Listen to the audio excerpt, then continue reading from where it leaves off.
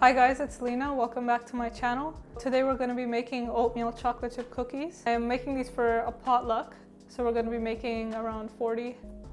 Yeah, let's get started. So I got my recipe over here. I have one for regular chocolate chip cookies and also one for oatmeal. I'm feeling fancy. We're doing oatmeal chocolate chip. Because I am making these for another group of people, I was like, why not just wear like gloves and a mask? You can't really see my face with a mask. So I'm like, I'm gonna use a plastic face shield. Face shield.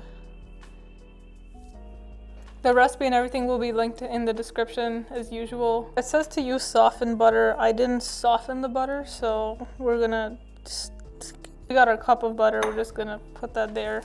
I'm just gonna pop this into the microwave for like a few seconds so it'll, you know, become soft within this century. There you go, that's butter, right? I think that's butter. That's soft now, so we're just gonna go ahead and add in our sugar. It says 3/4 cup sugar, that's brown sugar. So that's, I think, 1/4 3 times, right?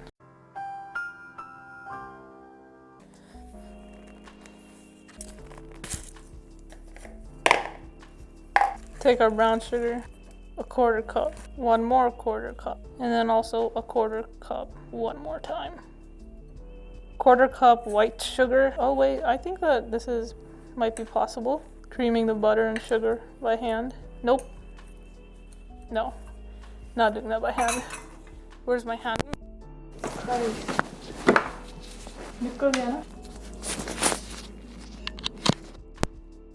It's been 20 minutes and I'm just like here having a battle of the butters.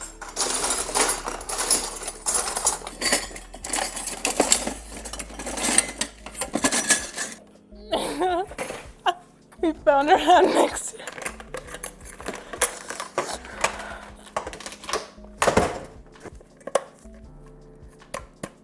Okay, so now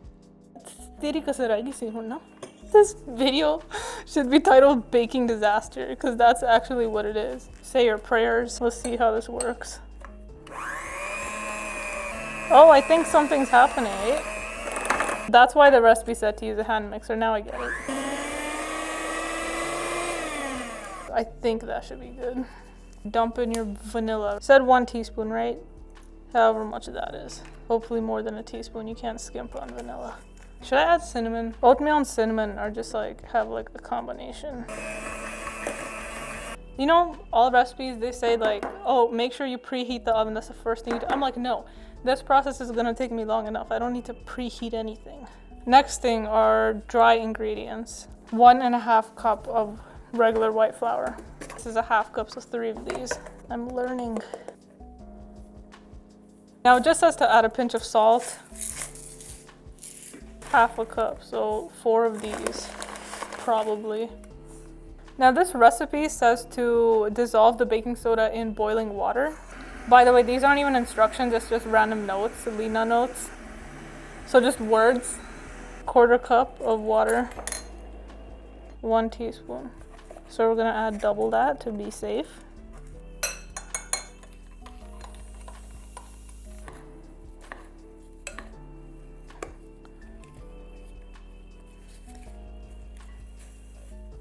Now would be a good time to preheat the oven, but I mean, no wonder people use stand mixers. See, that's a $250 investment for something that I'm gonna use once every 10 years. I got a mic, by the way. Hopefully that's, you know, doing something at the moment. Last but not least, the chocolate chips, 1 cup. So I'm gonna do half and half milk and half semi-sweet.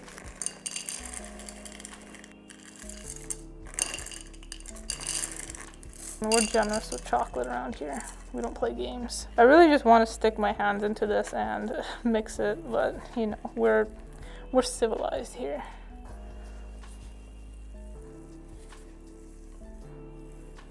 It's basically been 45 minutes since I've started. Is this how long cookie baking takes? Did I miss anything? Yeah, preheating the oven, you missed that one pretty well. Bake. Start. Check our oven for tawe and stuff. Let's get out our baking trays. We got some parchment paper.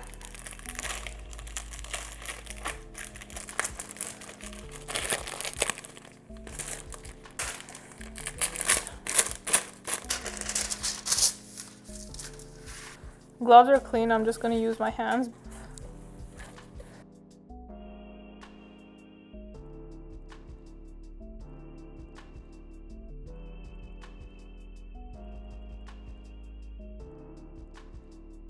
So we're gonna put our cookies into the oven. Whoa. We're probably gonna switch them around midway or something.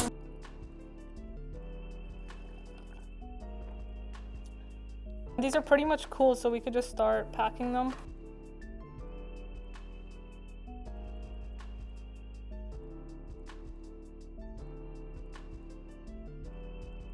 These are what our finished cookies look like. It's like this.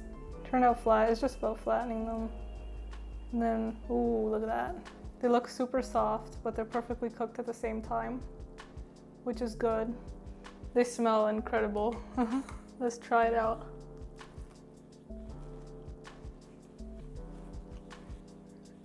That tastes like an oatmeal chocolate chip cookie, like something you get at the store. So yeah, following the recipe does help.